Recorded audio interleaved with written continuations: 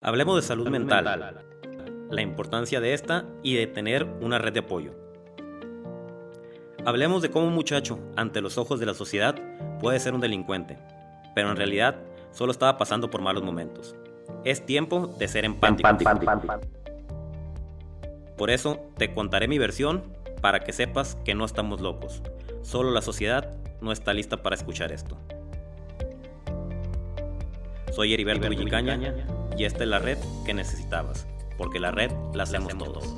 Bienvenidos a un nuevo episodio de la red del podcast, como siempre, con invitado de lujo. No se pueden perder esta historia que nos van a platicar ahorita mi buen amigo Pablo Ávila y nominado al premio LIM. Oye, buenísimo. Gracias, Eri, por la invitación, ¿eh? Oye, y bueno, aquí con el primer galardonado del LIM, ¿no? O sea, tú fuiste el primerito y fíjate lo que es la vida, ¿no? O sea, recuerdo que en aquel momento, en ese primer año, a mí me invitaron como juez, ni siquiera era parte del grupo del LIM, pero a los que querían que fuéramos jueces, nos hablaron y nos dijeron, oye, es que queremos que seas juez, y pero que no conozcan a los que están nominados, y pues por supuesto que acepté la invitación porque conocía un poco del proyecto. Ganaste, ¿no? Eres el precursor de ¿Por quién votaste? No, pues no voy a decir que voté por ti, pero nada, yo creo que fue unánime, ¿no? O sea, sí, no sé. Y fíjate, te voy a decir algo que no sé si tú sepas, pero después de que tú ganaste, empezamos a platicar ahí en corto, porque el enfoque que traían para el premio era un poco más como empresarial, organizacional. O sea, era la visión que creían, porque por donde se iba a ir el premio. Y al final destacó esta parte humana, esta parte del desarrollo personal a través de la experiencia de vida de la persona. Y enganchó tu proyecto cañón. Y pues aquí estás, amigo, ¿no? Ay, y ahora, te lo digo porque eso lo platicamos. No sé si sabías. No sabía. Pero bueno, ya te estoy platicando porque fui juez y viví eso que dijeron ahí sobre ese, y dije, mira, qué padre, porque destacó la parte humana, y creo que mucho parte de ahí, ¿no? De la parte humana. Yo creo que mucho de lo que logramos hacer o después encontrar como propósito nace de esa parte, ¿no? Y fíjate, la buena Ale Castañeda, a la cual le mandamos un fuerte abrazo y un saludo, me acababa de invitar a participar en LIM, ¿no? Que LIM es Inspirando al Mundo. Entonces, cuando ya fue lo de las nominaciones y todo eso, dije, bueno, pues está bien para participar. Ya con el solo hecho de haber sido nominado, pues ya es ganancia, porque había gente muy, muy importante. Sí. Estaba Pablo Latapí, estaba Costel, estaba Alejandra Orozco. Había mucha gente muy reconocida, ¿no? Y cuando voy llegando al evento, pues yo acaba de entrar a Líderes Inspirando al Mundo, ¿no? Y de repente veo que todo el mundo se saludaba, todo el mundo cotorreando. ¿Sí? Y dije, no, pues ya entre todos se conocen, yo voy entrando, pues no, la gente no me ubica. No me ubica. Pero me le hace con el solo hecho de haber sido nominado, pues ya es ganancia, y ya me daba por ganado. Cuando empiezan a leer la semblanza del ganador, pues empiezo a escuchar y dije, y soy yo. Sí. Y sí, fue muy, muy emocionante, ¿no? Porque te digo, yo no esperaba ganarlo. Y ya al final, pues mi mujer, oye, ¿cómo te sientes? ¿Contentos? Claro, pues sí, te sientes contento, pero digo, pero ya pasó.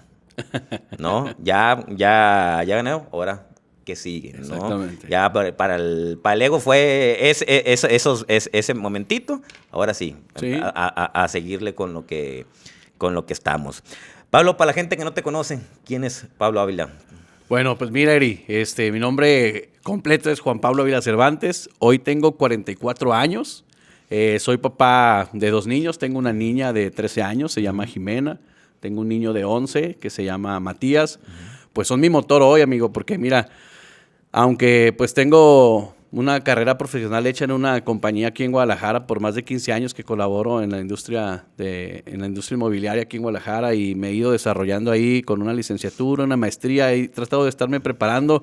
Pues la vida me golpeó hace algunos años, ¿no? Hace aproximadamente 13 años, pues mi esposa y mi papá enferman de cáncer al mismo tiempo, y entonces ahí comienza algo padre en la vida, aunque doloroso, pero es empezar a buscar. Yo creo que la búsqueda, en todo lo que eso conlleve, siempre va a ser aprendizaje muy padre.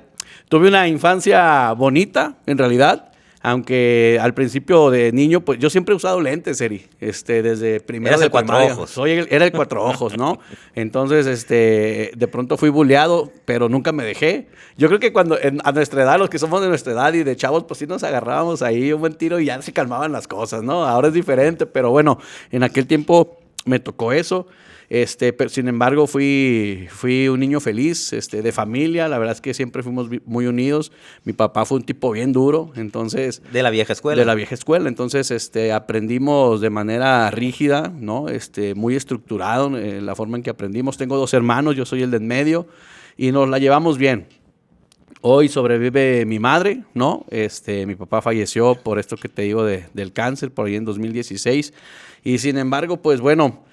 Te sacudes y sigues, amigo, porque yo creo que pues cuando entiendes que morir es parte de la vida, pues tienes que seguir, pero me pasa que aunque siempre digamos que ya estamos preparados porque sabemos que vamos a morir, pues no es cierto, ¿no? Entonces no queda más que aprender la lección y continuar. Y hoy pues estoy contento, tengo muchos proyectos con mis hijos, la verdad es que decidí enfocarme un poquito más en sus sueños, no en hacerles su vida, porque ellos tienen que descubrir su propio propósito, pero sí me estoy encargando un poquito con todo esto que nos pasó de guiarlos sobre aquellas cosas que considero que son buenas para ellos, pero les permito vivir su vida, ¿no? Entonces, ese soy libre, soy un alma libre, trato de hacer almas libres a mis hijos y continuar por el camino, amigo. Ahorita me estabas platicando y yo no sabía que te dedicabas a los medios de comunicación desde hace mucho. Yo pensé que, ahorita nos platicarás lo de tu esposa, pero yo pensé que a raíz de que falleció tu esposa, empezaste en esto de las conferencias, del crecimiento personal, esto de los medios. Y no, me estabas diciendo que viene de tiempo atrás, ¿no? Sí, yo creo que, pues, ¿qué será, amigo? A lo mejor yo tenía unos 19 años, 20 años, cuando por primera vez se me ocurrió hacerle una broma a un locutor por radio, ¿no? Llamé y le hice una broma, funcionó porque después de que colgué la gente llamaba y decía que le había gustado el sketch y el locutor decía, oye, no fue un sketch, ¿no? Pues me hicieron una broma. A los 2, 3 días le volví a llamar, le hice la misma broma. Me invitó a conocerlos. Cuando ya nos conocimos, llegaba a Guadalajara un proyecto deportivo, ¿no? Para una radiodifusora aquí. Y me invitaron a participar en un programa de comedia, pero enfocado en el deporte. Entré ahí, desarrollamos, ahí fue cuando empecé a estudiar un poquito el doblaje, porque hacíamos personajes y hacíamos puros sketches, obviamente en radio. Y después se da la oportunidad de narrar lucha libre, pero fíjate, esa parte me invitaron una vez porque pues traíamos acreditaciones y te comentaba hace ratito que me gusta mucho la lucha, entonces pues con acreditación podía entrar todos los martes a la lucha libre y yo iba con los de la radio a la lucha, pero pues a ver la lucha, ¿no? Pero me sentaba ahí en el palco de transmisión y una vez faltó uno de los locutores, de los conductores y me dicen, oye, pues tú aviéntate. Pues me aventé, amigo. Y a partir de ahí te estoy ahí diciendo que a lo mejor fueron 10 años de conducción, de narrando lucha libre aquí en Guadalajara. Desafortunadamente desarrollé una enfermedad en los ojos que se llama queratocono en aquel tiempo y empecé a perder la vista, ¿no? Y en la Arena Coliseo hay mucha humedad, entonces yo usaba un lente, no me acuerdo cómo se llama, pero es un lente muy rígido que con la humedad se me botaba. Entonces se me complicaba mucho ya ir a la Arena Coliseo los martes porque aventaba el lente y luego era difícil encontrar el lentecito. Total que ahí pues di las gracias, me dejé de narrar lucha libre y me alejé un poquito de la radio porque también iba naciendo mi hija. Y ya sabes, empecé con esta preocupación de estoy perdiendo la vista justo cuando nace mi hija. Ya estaba yo anotado en una lista de trasplante de córnea porque no había otra cosa más que trasplantarme la córnea de mi ojo izquierdo.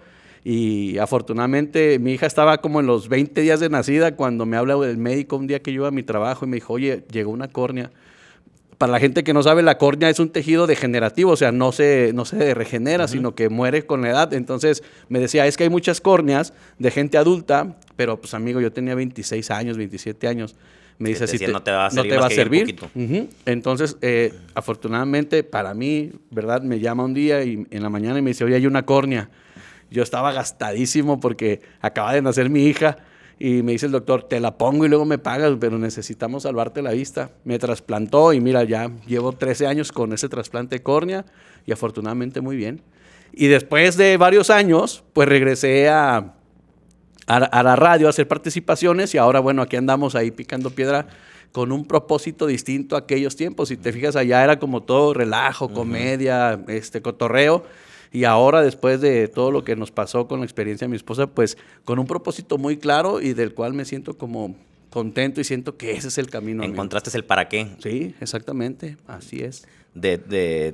A pesar de todo este dolor que pudiste haber sufrido con la pérdida de tu esposa, decidiste, en lugar de vivir en estado de víctima, buscar el para qué pasaron las cosas y encontrarle un sentido, ¿no? Un sentido, amigo. Fíjate que, te voy a platicar poquito y a la gente que nos está viendo y nos está escuchando. Mi esposa, yo duré 9 años de novio con ella, bien chavitos que empezamos, ¿no? A los 20, 21 años, 9 años, y después le pido matrimonio la primera vez y me dice que no. Y dije, chinga, no. Y entonces me agüité, ¿no? Pero me esperé 4 mesecillos y después le dije, oye, pues hay que intentarlo, ¿no? No sé qué. Y me dijo, bueno, hay que intentarlo, como novios, ¿no? Me esperé 3, 4 meses, le volví a decir, le volví a pedir matrimonio y ya ahora sí me dijo que sí. Dije, ya, fregué. Entonces... Hay que terquearle, en la vida hay que terquearle. No, hombre, no me arrepiento. Regresamos, pero cuando regresamos fue para planear ya una familia, ¿no? Nos casamos a los 8 meses y después de ahí, al año y medio más o menos, nació mi hija. Uh-huh. Y entonces, pues ya empezó una vida diferente, ya juntos, como familia y todo el rollo. Nace mi hijo Matías 2 años después, pero cuando mi hijo tenía 2 añitos, entonces fue cuando empezó ahí todo el tema de que mi esposa empezó a sentirse una bolita rara en el pecho, ¿no? Uh-huh.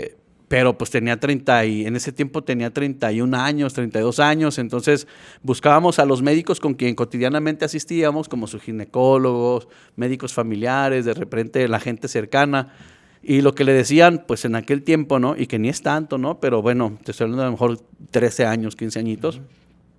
Le decía a mi esposa, no, van a ser quistes, tú no te apures, no puedes tener cáncer, o sea, tienes 31 años, o sea, es imposible, ¿no? Me acuerdo muy bien, Eri, que ese año hice un esfuerzo padre en diciembre y fue la primera vez que viajé con mi familia a Estados Unidos y habíamos planeado un viaje muy padre, casi como de un mes, fíjate, porque conocimos Disney, pues para los chavitos, ¿no? Uh-huh. O sea, era el viaje como de nuestros sueños en ese momento, ¿no? Un mes. Para los chavitos y para los adultos, también porque te la pasas muy bien. Sí, te la pasas muy bien. A veces lo disfrutan más los adultos que los niños. Sí, y fíjate, la última semana que estuvimos allá, mi esposa empezó como con un dolor muy fuerte, como en la espalda, y me decía, no, es que no es normal y no me siento bien. Y pues bueno, yo ya lo que quería era que se terminara el viaje, ¿no? O sea, ya era un poquito incómodo la incertidumbre. Llegamos a Guadalajara, vamos con los médicos y nadie se animaba a hacerle siquiera un estudio porque decían que era súper chavita. Pues bueno, fuimos con un médico en el Instituto Mexicano del Seguro Social. Fue nuestra última opción. Dije, pues vamos al Instituto Mexicano del Seguro Social. Y fue el médico que nos abrió las puertas totales porque en cuanto vio a mi esposa y la checó, dijo, no está bien. Después de ahí, en una semana, ya estábamos en oncología. El médico ve los estudios, le hace los estudios a mi esposa, los ve y le dice, ¿sabes qué? No, si traes algo, necesitamos quitarlo, esperemos que sea, ya ni te voy a hacer biopsia, directo te voy a meter a quirófano, quitamos el tumor, lo que está ahí, lo vemos y si es benigno, pues cerramos y ya, si es maligno, pues le buscamos. Se abrió una cita en domingo, fíjate, de una persona que canceló una cirugía en domingo, nos hablan y nos dicen, oye, ¿qué onda? Vente en domingo. Pues nos vamos en domingo porque ya no queríamos perder tiempo. Sí, claro. Vamos en domingo, internan a mi esposa, el lunes tempranito entra a cirugía, entró a las 8 de la mañana, eran las 5 de la tarde y no me decían nada. Ay. O sea, pues yo ya estaba... La incertidumbre, ¿no? Preocupadísimo, ¿no? Entonces sale un doctor finalmente en la tarde y ya buscando al familiar del nombre de mi esposa. Entonces ya me avisa, me habla, me enseña el diagnóstico y mi esposa fue diagnosticada con un cáncer de mama en etapa 3A, que es la más avanzada. O sea, después son etapas, ¿no? 1, 2, 3A, 3B y creo que ya está 3C. No quiero exagerar, pero creo que ya está 3C, en donde ya la invasión pues es como en toda la parte del seno, algunos ganglios y puede haber ya en el líquido linfático y cosas así, mucho más riesgo para una metástasis, ¿no? Pero pues bueno, le pregunto al médico y me dice, mira, la verdad es que sí le rascamos hasta donde pudimos, sí encontramos algunos ganglios ahí ya complicados, pero tu esposa ahorita está bien, está descansando, pues obviamente molida por todo lo que pasó, ¿no? Y pues al siguiente día me permitieron verla, entonces mi esposa estaba sonriendo porque dijo, yo sabía lo que tenía, o sea, yo ya quería que me lo quitaran, ¿no? O sea, sí estoy asustada, pero estoy más bien contenta porque sé que a partir de aquí es el nuevo comienzo, ¿no? Y pues ahí empezó todo, o sea, quimioterapias, radioterapias, todo este tema de control de la enfermedad durante algunos años. Te digo que mi esposa fue diagnosticada así ese lunes y a la semana diagnostican a mi papá también con un tumor maligno, ¿no? En una zona del mediastino que está por ahí entre el estómago, el pulmón y el corazón. Era irresecable, no se podía tratar ese tumor y pues dices, ¿cómo? ¿No? O sea, fíjate, yo estaba estudiando en ese tiempo la licenciatura y estuve a punto de dejarla porque pues dije, pues vas quitando aquello que te quita tiempo, ¿no? O sea, para enfocarte. Pero mi esposa, muy inteligente y como siempre lo fue, me dijo, ¿sabes qué? Hoy menos que nunca tienes que dejar la universidad. O sea, tienes que terminar la escuela porque tenemos 2 hijos y no sabemos qué va a pasar mañana, pero termínala. Yo me comprometo a echarle ganas con la enfermedad y tú comprométete a terminar la universidad. Entonces, vendí mi coche, vendí todo y estudiaba en la noche, ¿no? Me acuerdo que a veces me iba el camión y me tienes caminando desde la universidad hasta la casa, pero bueno, teníamos un propósito ahí de terminar yo mi carrera y fíjate, esa etapa. Y lo padre, están haciendo equipo. Y sí te puedo decir, y es algo que yo tengo mucho en la cabeza, es esa primera etapa del cáncer de mi esposa, en lo que fue su diagnóstico y el primer tratamiento, no estuve tan presente porque ella me lo pidió. Me dijo, tú enfócate allá, yo le voy a echar ganas, yo me enfoco a los niños. Y yo digo, jamás me percaté de cuánto le batallan las personas que están teniendo estos procesos, porque no lo viví junto a ella, al menos de manera física. Me refiero a cuando iba a la quimioterapia, o cuando iba a la radioterapia, o las secuelas de las quimios, ¿no? Que ya ves que te tumban y pues tienes que descansar. O sea, esa etapa yo no la vi. ¿Quién la apoyaba ahí en La apoyaban unas sobrinas, a quienes les agradezco mucho, algunas de sus hermanas, ¿no? Que cuidaban a mis hijos, que la llevaban, la trasladaban.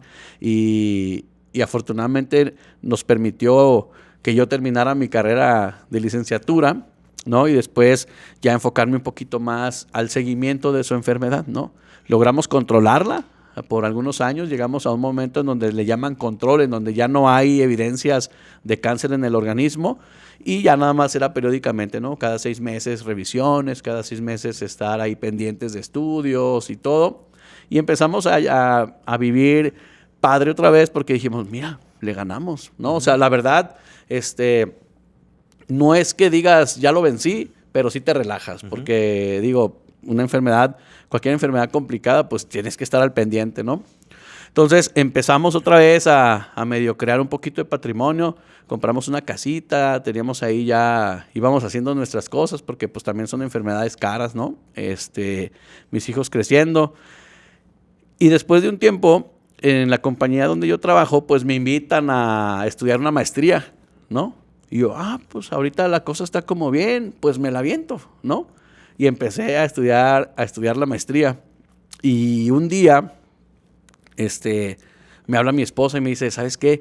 Me iba a caer y me lastimé la espalda, ¿no? Te estoy hablando 6 años después de todo lo que pasó, ¿no? Y me dice, me duele mucho la espalda, ¿me ayudas para que me hagan una radiografía, a ver si no me lastimé una costilla o algo, ¿no? Le dije, sí, no, pues vamos viendo qué es, ¿no? Entonces, pues estuvimos haciendo estudios, le hacíamos radiografías y un montón de estudios y pues no salía nada, ni una lesión, nada, ¿no? Llega el periodo de los 6 meses de la revisión oncológica, que esa es, te digo que era por naturaleza. De rutina. De rutina. Y entonces, cuando llegamos con el médico, ahí sí acompañé a mi esposa. Y entonces, cuando mi esposa le platica al oncólogo lo que tenía, el oncólogo nos dijo, mira, te voy a mandar a hacer un estudio que se llama gamagrama, que es un estudio de refracción de luz para ver cómo está todo el cuerpo con relación a células cancerígenas en los huesos, porque nos dijo, un cáncer de mama en una etapa tan avanzada normalmente puede tener metástasis en huesos, ¿no? Y por lo que me estás platicando me preocupa un poquito. No, pues ya sabrás, ¿no? Pues rápido, la cita que nos habían dado era como para 6 meses. O sea, la verdad es que yo busqué apoyo con muchos amigos que trabajan en laboratorios clínicos y todo para ver si lo podíamos hacer más rápido y conseguí hacerlo como en 3, 4 días. Lo hicimos y ya sabes que uno es médico, ¿no, Eri? O sea, yo voy por el resultado, abro el sobre, me siento en mi coche, abro el sobre, comienzo a leer. Sí, aprendes algunos tecnicismos, sí, ¿no? Con relación al padecimiento con el que has a lo mejor vivido una buena etapa de tu vida, ¿no? Abro el resultado, veo los concluyentes y veo la imagen. No, pues, o sea, fue un golpe bien duro, ¿no? Porque dices, o sea, si la vida ya te estaba tratando bien, de pronto te lleva a ese punto tan complejo, porque, o sea, no era algo sencillo lo que yo estaba viendo, ¿no? O sea, no era médico. ¿Lo leíste solo? Lo leí solo. Uh-huh. Pero lo complicado no era haberlo leído yo solo, ¿no? Era qué le iba a decir a mi esposa, uh-huh, ¿no? Entonces, llegué a casa, pues seguramente me vio la cara, ¿no? Me vio la cara de preocupación. Entonces me dice, ¿qué onda? Platícame, ¿qué pasó? Dormimos a los niños y todo. Y le dije, pues vente, vamos a platicar a la recámara. Entonces abrí el sobre y pues le expliqué. Y pues nada, el compromiso de echarle ganas otra vez, ¿no? Le dije, mira, o sea, no logro entender a qué nos vamos a enfrentar, pero por supuesto que lo vamos a hacer juntos. Vamos a hacer todo lo que esté a nuestro alcance para avanzar en esto y pues vamos a darle hasta donde lleguemos, sin entender la magnitud de lo que estábamos entrando, Eri. O sea, porque mi esposa en realidad se veía bien con dolor de espalda, pero ahí estaba el principal daño metastásico, ¿no? En la parte baja de la espalda. Pues fuimos rápido al siguiente día, sin cita, yo me fui al médico a ver a su oncólogo. Pues ahí toqué la puerta, aprendí a meterme hasta el fondo de las cosas, Eri, porque pues de pronto hay reglas y hay procesos en el IMSS, ¿no? Uh-huh. Que hay que seguir y respetable, pero tú estás buscando respuestas, ¿no? Y salvar la vida. De mi esposa.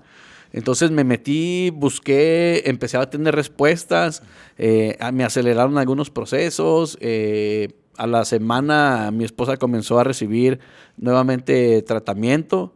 El tema era complicado, ¿no?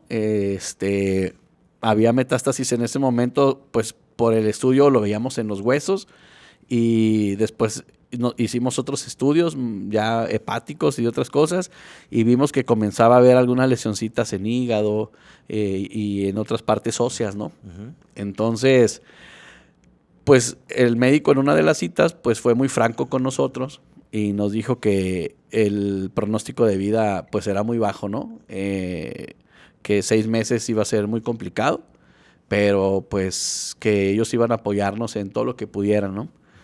Pues tú dices 6 meses, no manches, o sea, cuando estábamos ahí, y esto no lo platicamos con nadie, hoy lo van a saber, ¿no? Pero bueno, mi esposa me dijo, no vamos a decirle a nadie, le vamos a poner la mejor cara a esta situación y si tú me apoyas, yo le voy a echar todas las ganas del mundo. Eso fue empezando la pandemia, Eri. Entonces, yo estaba estudiando mi maestría, otra vez, ¿no? Estaba estudiando mi maestría, estaba empezando la pandemia y nuestra casa se volvió el IMSS. O sea, yo dije, híjole, que no nos vaya a dar COVID o algo aquí, porque afortunadamente durante toda la pandemia mi esposa jamás se enfermó de nada. Empezamos a hacer quimioterapia, en radioterapia siempre hay un montón de gente. La verdad es que un abrazo para toda la gente que está padeciendo una situación como esta y cualquier enfermedad, ¿no? Pero, híjole, aprendes mucho de la gente con la que se vuelve tu familia, la gente con la que convives tanto ahí, ¿no? Una doctora del área de radioterapia, yo creo que nos vio ahí preocupados y se acercó con nosotros y nos dijo que en qué nos podía ayudar. Y yo le dije que pues íbamos por primera vez para este segundo proceso y que no nos atendía nadie y no hallábamos. Entonces nos pidió el archivo de mi esposa, se metió un ratito allá no sé a dónde, regresa y nos dice, mira, yo voy a tomar el caso de tu esposa, empezamos el lunes y el periodo de espera está como de 6 meses. Yo dije, no manches, imagínate 6 meses, ¿no? Sin recibir tratamiento. En una semana ya estábamos ahí. Hablé yo con los directivos de la empresa donde yo trabajaba, les pedí la oportunidad de hacer un espacio sabático, ¿no? Y dije, no me paguen, pero déjenme estar con mi esposa porque pues nosotros sabíamos que en 6 meses las cosas podían terminar y decidimos entrarle juntos.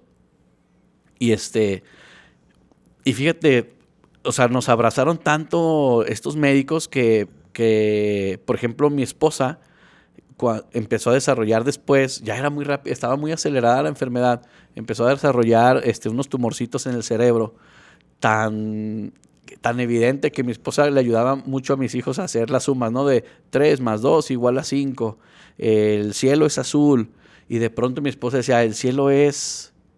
Y ya no podía, se le olvidaban las cosas, ¿no? 3 por 2 es igual a... Y se le olvidaba, ¿no? Entonces, ella llorando me decía, es que yo no sé qué está pasando, Pablo. O sea, no entiendo por qué algo tan básico no lo puedo lograr. O sea, me frustro porque ella estaba consciente completamente. Uh-huh. Entonces, cuando hablamos esto con la doctora de la radioterapia, y que nos mandó a hacer un estudio bien rápido. Yo todos los estudios los hacía por fuera porque lo queríamos acelerar, ¿no? Entonces nos dice la doctora, mira, acaba de llegar un procedimiento nuevo aquí que es de prueba. Hacemos una máscara del cráneo y lo montamos y es una radioterapia súper aguda, como una agujita que va solo al lugar, al punto donde está focalizado la lesión y no dañamos más partes del cerebro. Uh-huh. Autorízame y lo intentamos, va a funcionar. Y dije, no, pues, o sea, dale, ¿no? Y fueron como 5 etapas de radioterapia en el cerebro y mi esposa afortunadamente recuperó un poquito esta parte, digamos, mental. Uh-huh. Y jamás volvió a tener una metástasis en el cerebro, ¿no? Era como ese puntito ahí que empezaba a dar lata. Sin embargo, la parte de los huesos se fue acelerando un poco más. Nos habían sugerido mucho hacer terapia como en alberca para caminar despacito y todo. Y en una de las ocasiones que fuimos, desafortunadamente en un braceo de mi esposa, pues el agua es más pesada al momento de bracear. Al momento que braceó se fracturó un poquito el hueso del brazo. Pues dejamos de ir porque dijimos, no, pues algo que nos iba a ayudar nos está complicando, ¿no? Empezamos a sufrir el desabasto de medicamentos en quimioterapias, entonces la buscábamos por fuera. Llegué al punto, Eri, en donde tomé la decisión de vender mi casa. Uh-huh. Vendí mis carros. Me acuerdo que me acerqué a una asociación que nos ayudaba mucho a entender y acercarnos con laboratorios, con médicos. Y me decía la directora, fíjate, me dijo la directora de esa asociación, mira, Pablo, nosotros pues vivimos todo el tiempo acompañando personas con este padecimiento. No vendas tu casa, no te deshagas de tus bienes, porque pues eventualmente estas cosas van a suceder, ¿no? Y si a ustedes les dieron este diagnóstico, pues no lo hagas, piensa en tus hijos. Pero salí de ahí, por aquí me entró y por acá me salió. Uh-huh. O sea, busqué ayuda, vendí mi casa en la pandemia, ¿no? O sea, logré venderla. Por supuesto que pues no la di al precio que era, pero yo lo que quería era lana porque necesitaba seguir los tratamientos de mi esposa. Y en uno de las consultas que fuimos, como ya llevábamos un año, Eri, un año, cuando nos habían dicho 6 meses, llegamos a la clínica y el médico ve a mi esposa caminando. Obviamente mi esposa ya usaba andadera, uh-huh, ¿no? Pero llegó caminando y el oncólogo se paró, se dio el parón y dice, ¿pero qué estás haciendo? O sea, no entiendo cómo puedes estar caminando. O sea, no porque estuviera mal, sino porque estaba sorprendido, ¿no? Y entonces mi esposa le dice, pues es que pues tengo motivos, ¿no? Tengo muchos motivos para seguir. Y entonces le dice el médico, no, entiendo que tienes motivos y entiendo que tienes a un acompañante que no te suelta, ¿no? Y ahí me dieron una estadística, Eri, de donde nace finalmente el propósito de mi proyecto y me dice el médico, me lo dijo a mí, me dice, ¿tú sabías que al 85% de las mujeres que padecen cáncer en una etapa terminal las abandonan? Dice, y el que tú estés aquí con ella se ve en el resultado, ¿no? Uh-huh. Obviamente, pues más ganas me dieron de seguirle, ¿no? Porque dije, pues es que no significa que el cáncer sea una estadística, cada caso es diferente y afortunadamente nosotros, pues, ahí la vamos rompiendo, ¿no? Uh-huh. Entonces, seguimos. ¿Y tú qué piensas de esas personas que abandonan a la pareja en esos momentos? Mira, Eri, te voy a hablar desde lo que yo sentía y ahí te voy a dar mi respuesta. Yo tenía mucho miedo, tenía mucha impotencia, ¿no? Se rompe la familia, por supuesto, porque discutes con todo mundo. Uh-huh. Se alejan familiares de ti, que qué bueno, ¿no? Se acercan amigos a ti, que es tu nueva familia. O sea, es una revolución tan fuerte, por ejemplo, en mi caso, que acompañé a mi esposa en este proceso. A veces cuando sucedían cosas de urgencia que me tenía que salir a buscar medicinas o a buscar alternativas, a propósito me iba porque necesitaba respirar y necesitaba llorar, cabrón, ¿no? Y en la casa, pues, no lo puedes hacer. No digo que esté mal, pero yo creo que te enfocas en la situación y en la importancia de atender a un paciente en una etapa complicada de un cáncer en huesos, y afuera yo hacía mi desmadre, ¿no? Entonces, yo no juzgo esta parte de si está bien o si está mal. Yo lo que descubrí es el amor más puro que puedes encontrar.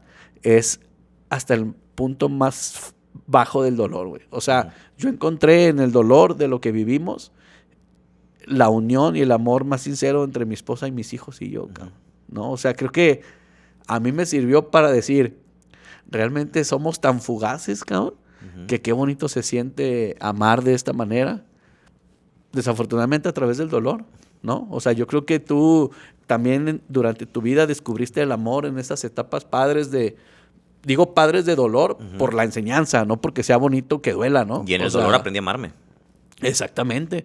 Entonces imagínate, cuando el que te amas eres tú, ¿no? Que eres el último que normalmente que somos el último en amarnos, ¿no? O sea, tú te ves en el espejo y dices, un día más, güey, pero ¿por qué no dices, güey, te amo y te sales, ¿no? O sea, pero decirlo genuinamente. Entonces, tú descubriste a amarte a partir del dolor para poder brindarle lo que hoy le brindas a los demás, ¿no? Entonces, yo tuve que encontrar como esa esencia del amor en el fondo del núcleo familiar, de todo este dolor que teníamos, para poder hoy entender que ese es el propósito de vida que tenemos, ¿no? Fíjate, justo ese 85% se volvió mi propósito, ¿no? Uh-huh.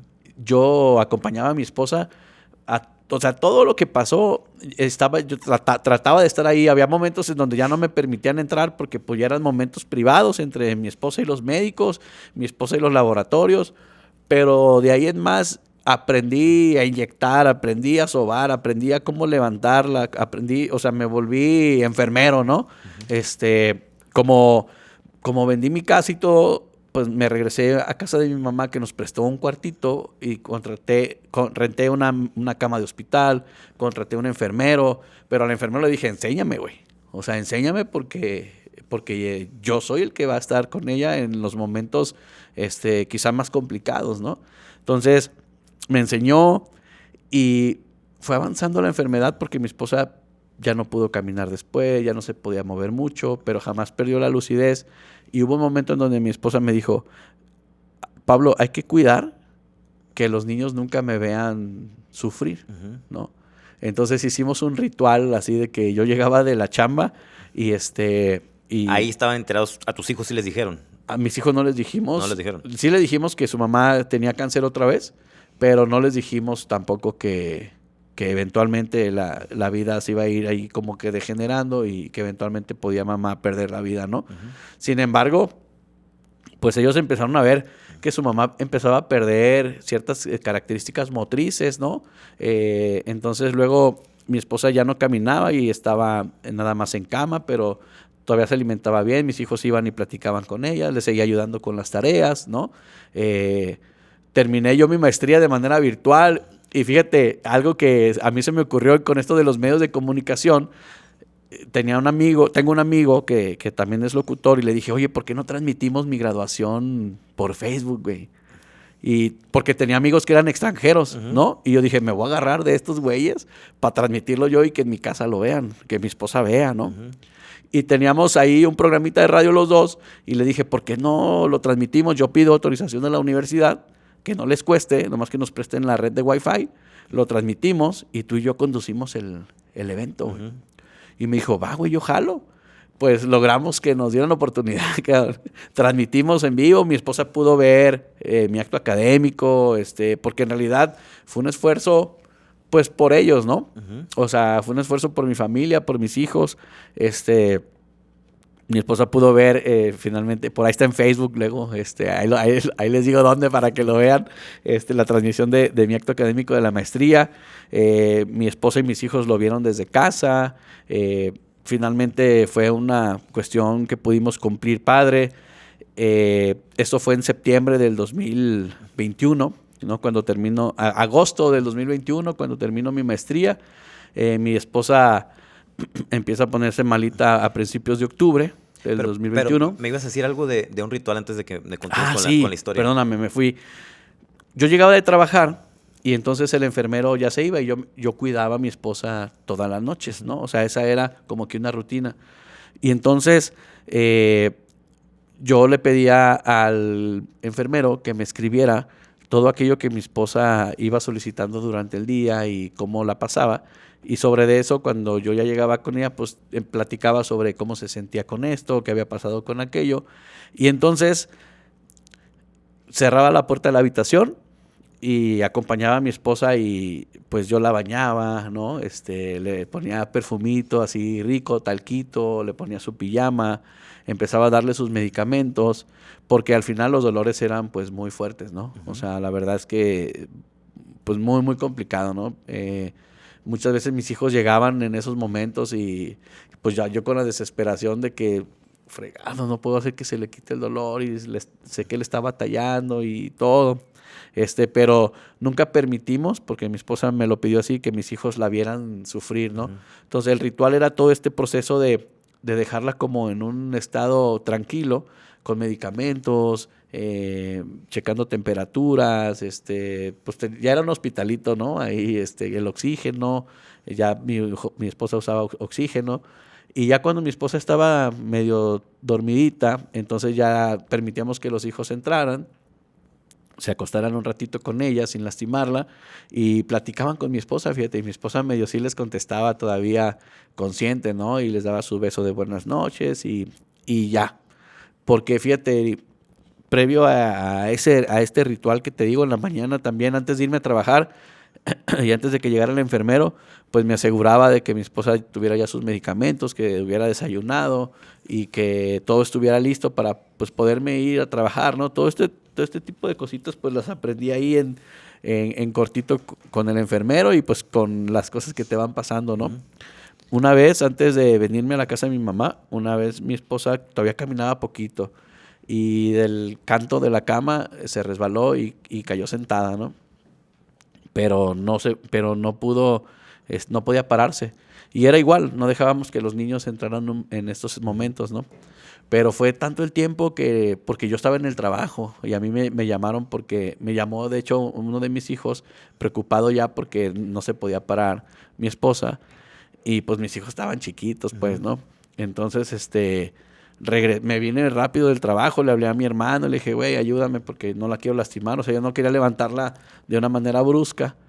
Entonces, después de eso, que vi a mis hijos asustados, que estaban llorando, que estaban tristes, decidimos que la mejor imagen que mis hijos podían tener de su mamá era de paz, de calma. Si hoy platicas con mis hijos no tienen un recuerdo de su mamá en un momento de sufrimiento complejo, porque incluso te digo que ya en octubre, cuando se me empezó a poner malita, yo regresé de trabajar un día en la tarde, yo regresé como a las 5 y todavía la saludé a mi esposa.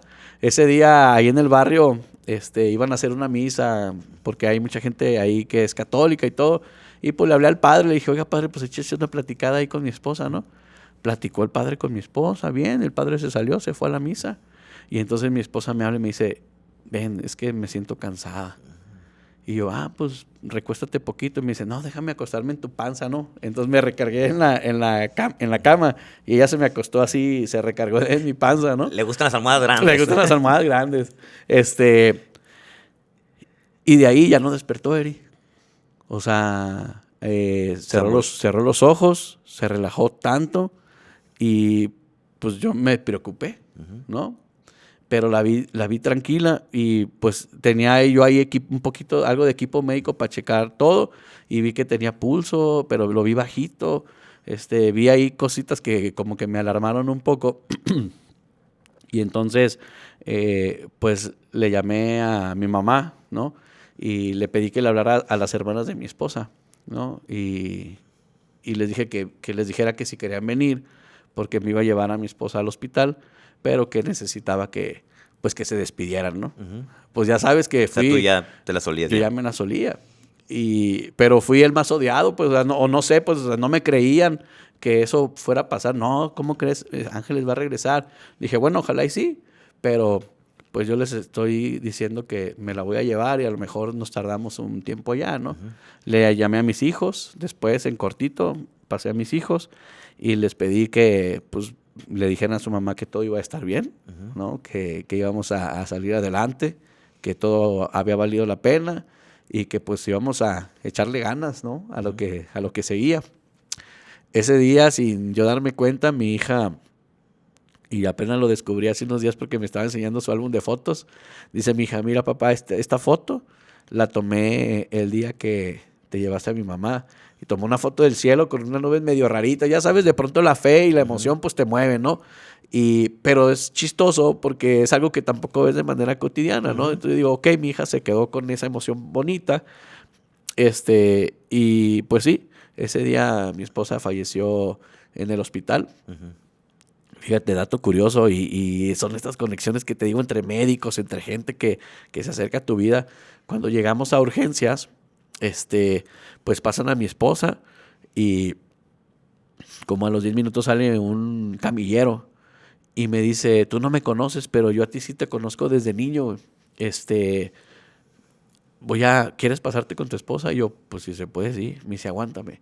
Y se metió a pedir autorización, ingresa y me dice, ya te la conseguí, güey, no te le despegues a tu esposa, quédate con ella, güey.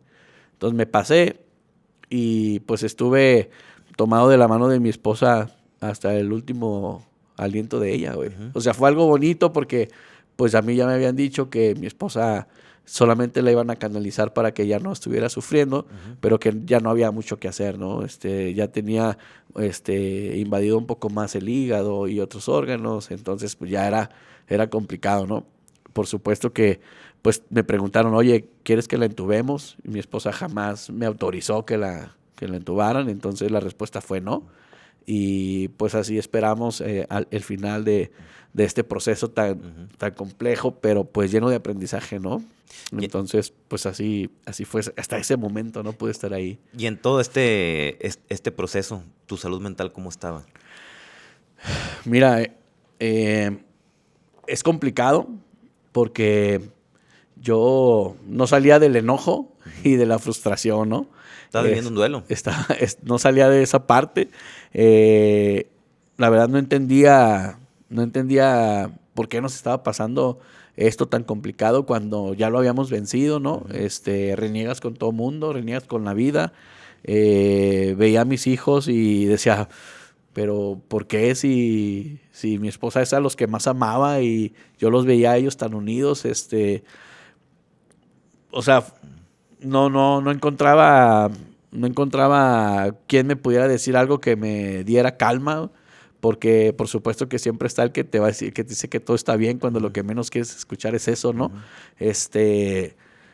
Pero sin embargo tampoco sabías qué querías escuchar o qué necesitabas, ¿no? Entonces fue muy complicado. Traté de enfocarme siempre en la situación. ¿Tú no buscaste ayuda psicológica? No, y es a lo que iba. Me descuidé tanto, Eri, que bajé de peso increíble. O sea, terminé flaco el proceso, ¿no?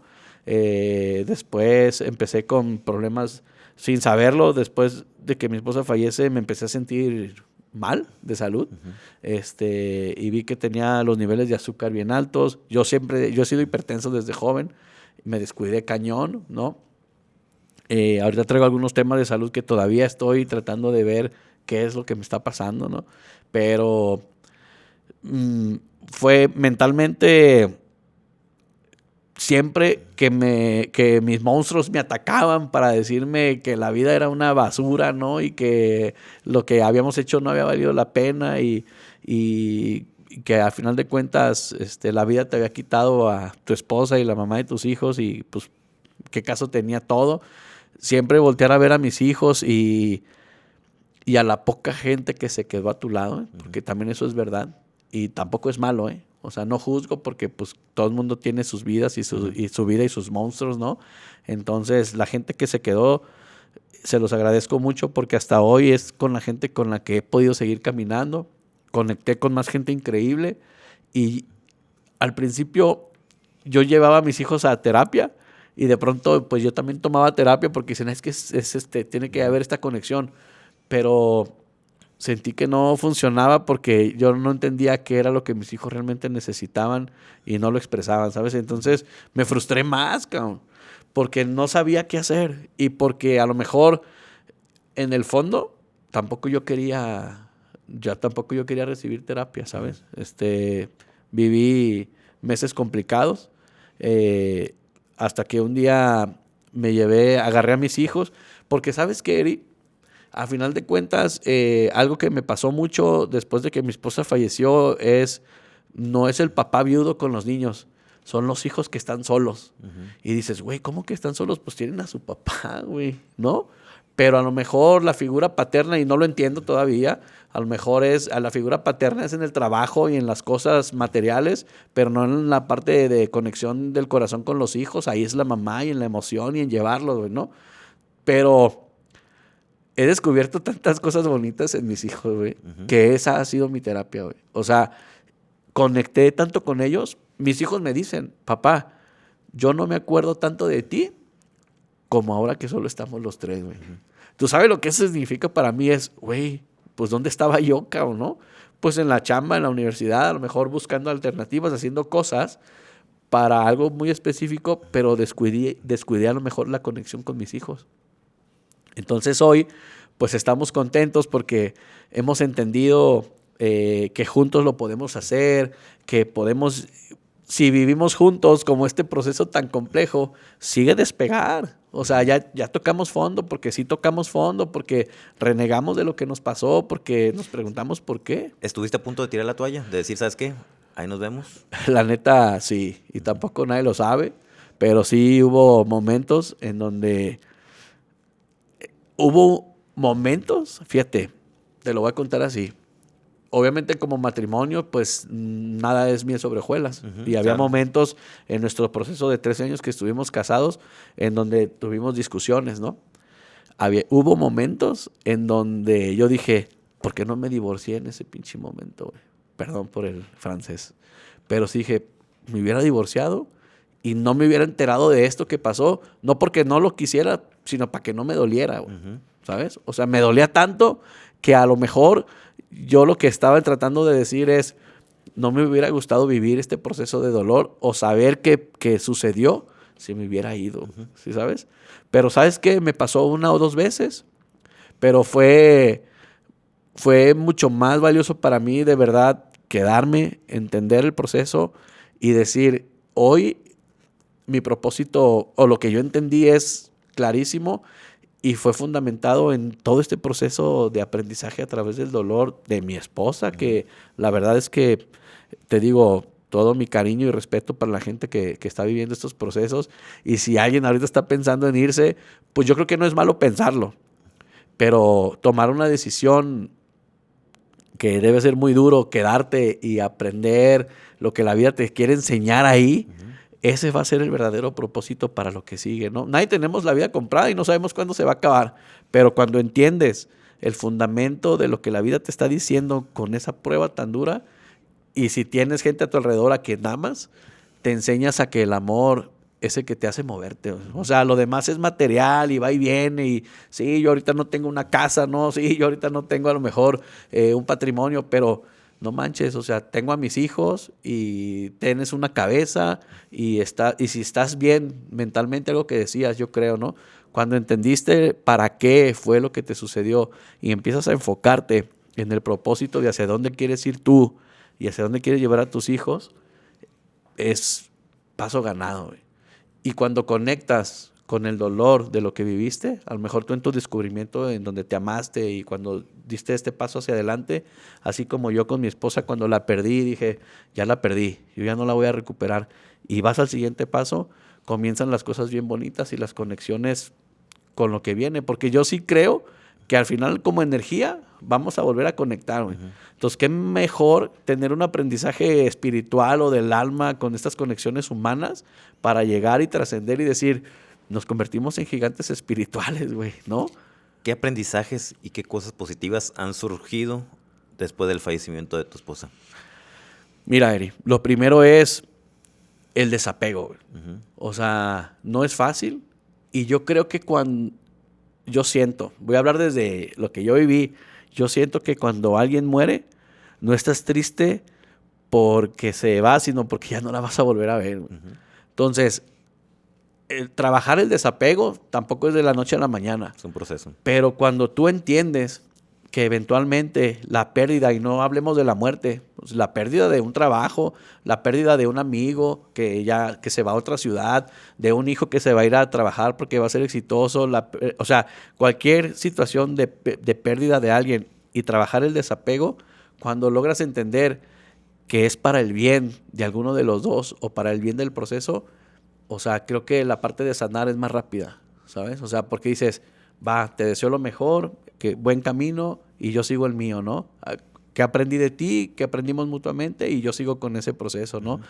El tema de lo material, el no tener tanto amor a las cosas materiales, también te hace libre, porque de verdad, pues sí, vivimos en una sociedad que se mueve con economía y con peso y todo tiene un valor económico, ¿no?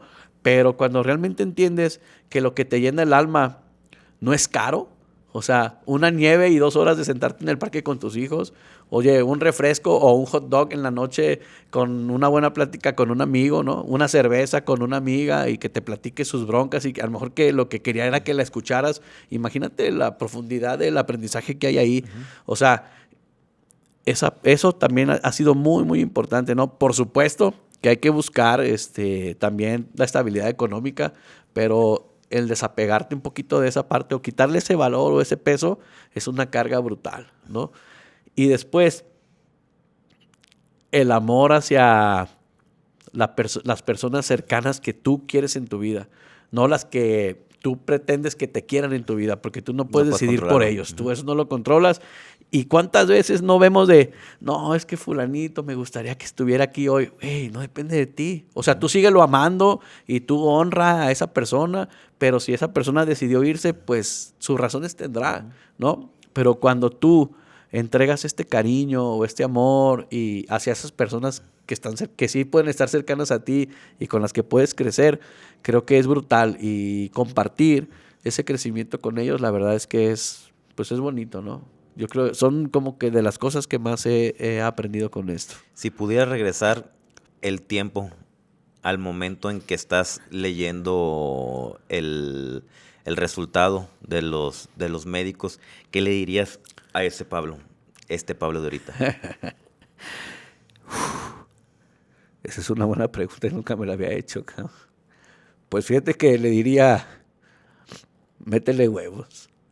métele huevos porque es la única manera en la que logramos vencer una estadística de 6 meses a poquito más de 2 años, ¿no? Entonces, mi papá siempre me decía, no digas no puedo sin haberlo intentado. Yo creo que inconscientemente lo apliqué ahí y hoy creo que la parte más valiosa de aprendizaje que podemos tener es nada es imposible si tú de verdad lo quieres hacer, güey, ¿no?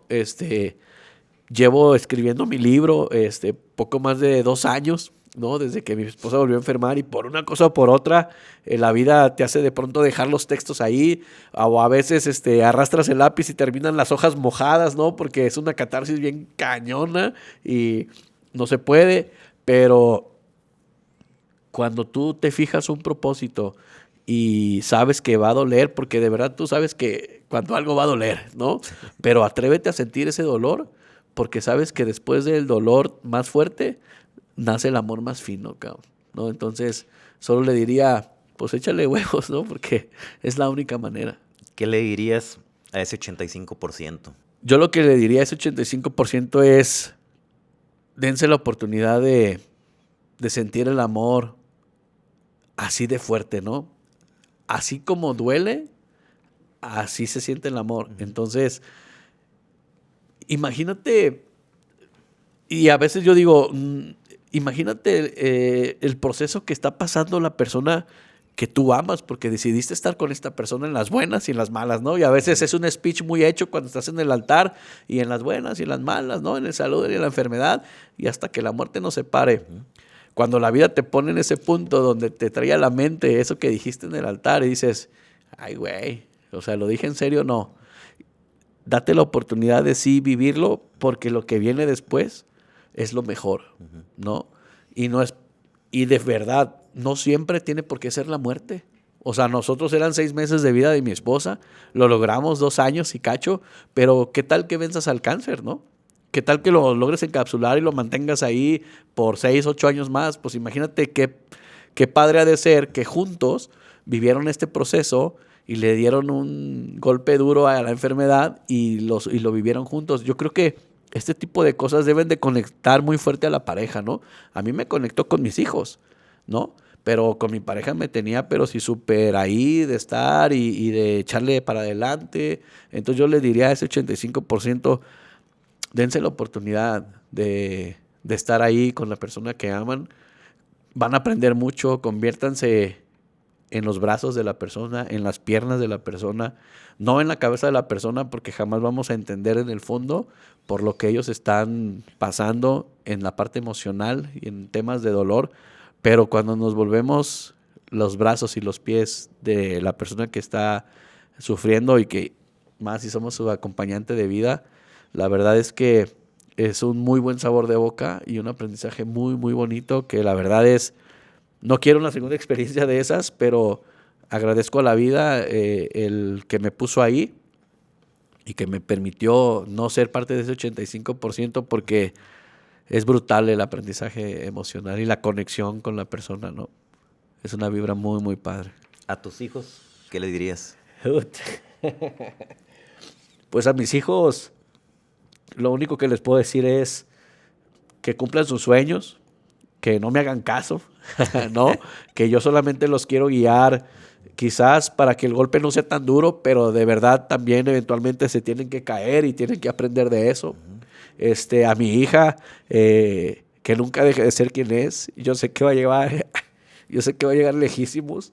A mi hijo, mi esposa estaba súper orgullosa de él por ser quien es. Entonces, que mi hijo no pierda esa esencia y a final de cuentas siempre vamos a estar juntos, aunque la vida nos lleve por caminos distintos. Si lo tiene que hacer la vida de llevarnos por caminos distintos, que nos lleve. Al final siempre va a haber un punto de encuentro donde vamos a ser uno otra vez, ¿no?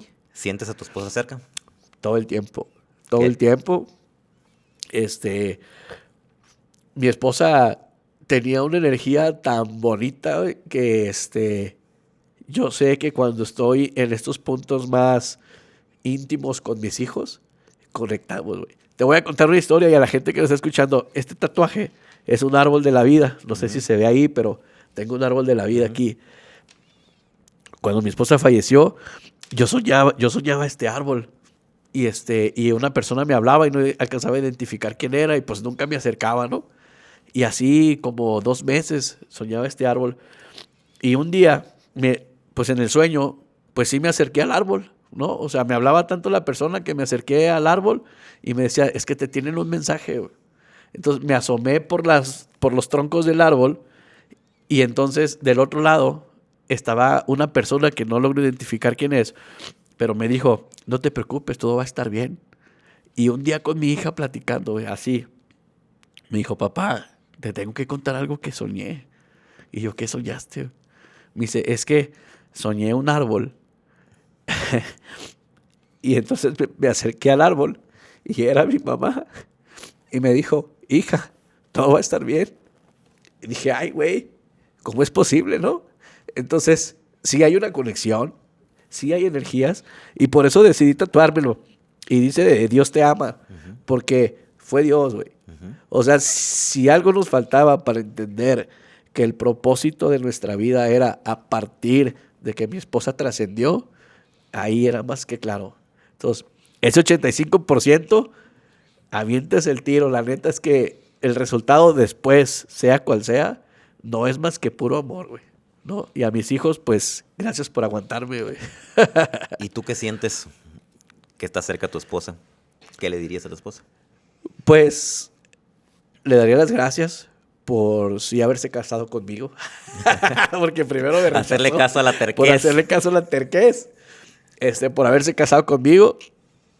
La verdad es que mi compromiso con ella fue desde siempre. Desde el primer día que la conocí.